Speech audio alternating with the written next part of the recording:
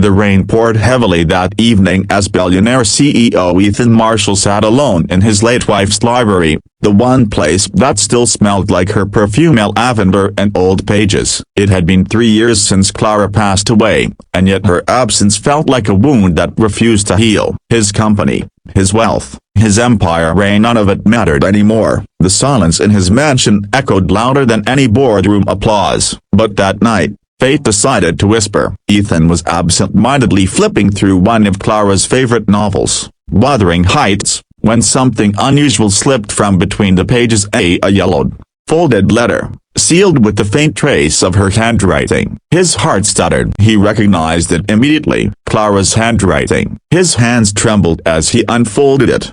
Greater than a few ever find this. Ethan, I know I'm gone, but I need you to do something for me. There's someone out there, someone I once helped, and I made a promise I couldn't fulfill before my time ran out. Her name is Elena Carter. She lives on the east side of Brookdale. She needs help, not charity, but hope. Please, find her. You'll understand why.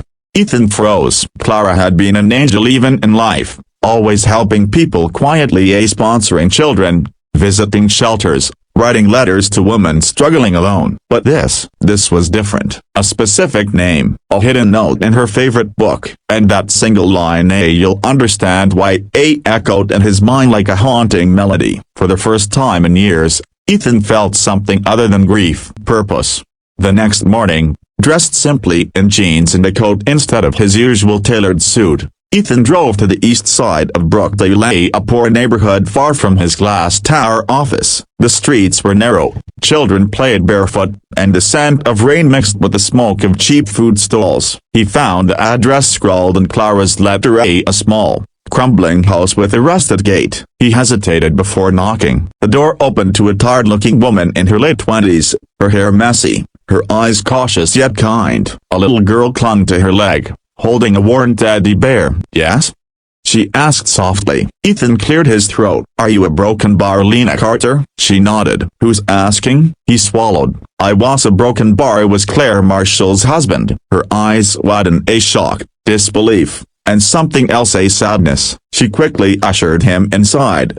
The small home was humble, cracked walls, second-hand furniture, a few framed photos, and a warmth that money couldn't buy. Lena served him tea in chipped cups. Her daughter, Mia, hid behind her mother, peeking at him shyly. I never thought I'd meet you, Lena said finally, voice trembling. Clara, a broken bar, she saved my life. Ethan leaned forward, his chest tightening. What do you mean? Lena's eyes filled with tears. 5 years ago, I was pregnant and alone. My boyfriend left me when he found out. I was working 2 jobs, barely surviving. I met Clara at the hospital. She was volunteering there. She sat with me every night when I had no one. She bought me medicine, gave me advice, even helped me find this house. She said she wanted to do more, but her health was failing. The day she was supposed to come by a broken bar, I never saw her again. Ethan's vision blurred. He had no idea Clara had been helping someone like this. She'd kept it secret,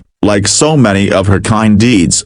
As Lena spoke, Mia crawled onto her lap, clutching her teddy bear. Mommy, who's the man? Lena smiled sadly. He's a friend of Aunt Clara. Ethan's throat tightened at the word Aunt Clara. She had never told him about this, about the connection, the kindness, the promise. Mrs. Marshall told me once, Lena said quietly, that when we help others, it's like planting a seed. She said the people we touch keep her spirit alive. I guess a broken bar you finding me means she's still helping people, even now.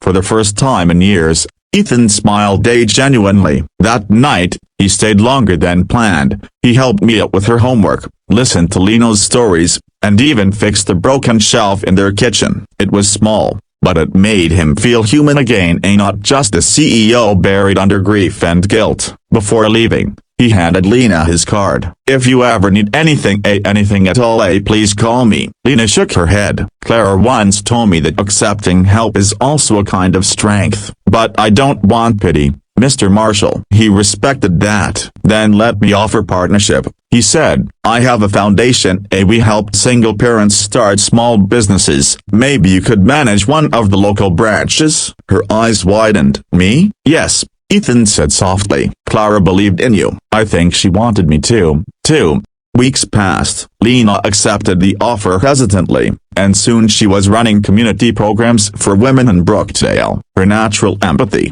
her courage, and her honesty won everyone's hearts, including Ethan's. He visited often, sometimes under the guise of checking progress, but truthfully, he was drawn to their laughter, their warmth at the life he had lost. Mia began calling him Uncle Ethan, and each time, it melted the walls around his heart. Slowly, something unexpected began to grow, a quiet bond between two broken souls healing each other. One evening, as the sun dipped low, Ethan stood by the community garden Lena had helped build. He watched her teaching a group of children how to plant seeds, her smile radiant in the golden light. "She's proud of you," he whispered. Lena turned, smiling. "Who?" "Clara." Tears shimmered in her eyes. "And she's proud of you, too." Ethan exhaled, looking at the sky. The grief that once felt like a cage now felt like wings, wings that carried Clara's love into something new, something alive. Months later, Lena and Mia joined Ethan for dinner at his home. The mansion that once echoed with loneliness now rang with laughter. Mia ran through the halls, her giggles like music, and Lena helped set the table, humming softly. Ethan looked at them and realized that Clara hadn't left him alone. She had led him to the next chapter she always knew he needed. Sometimes, love doesn't end when someone dies. It just changes form, guiding us through others, through kindness, through second chances.